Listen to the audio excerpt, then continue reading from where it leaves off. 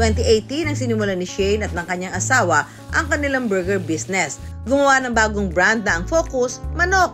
Yung burger na hindi pati ang gamit kundi totoong chicken fillet. Kahit saan ako pumunta, pag sinabi mong chicken, uy, pagkain ng lahat eh.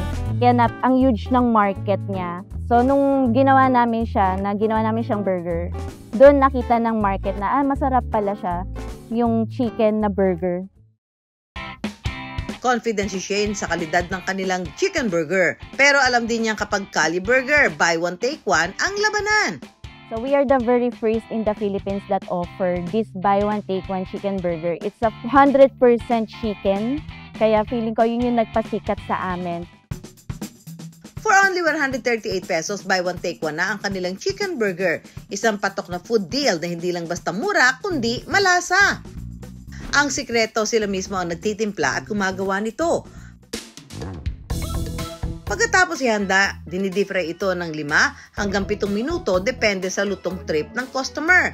Pwedeng malutong o sakto lang. Kapag well-cooked na ang chicken fillet, ipapatong na ito sa preheated bun na may generous amount ng kanilang signature garlic ranch sauce. Totoo naman ang chicken, di ba? Kaya naman natin siyang lutuin eh. Isipin mo, hindi, madali lang yan. Bili tayong fillet, lutuin natin.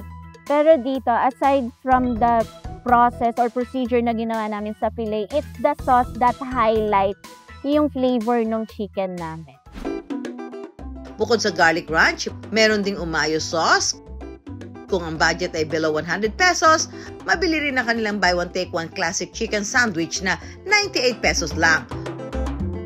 Kung di naman fan ng buy one take one at trip ang burger na full of toppings gaya ng cheese, coleslaw at iba pa, merong premium special na double Big Z at Nashville chicken.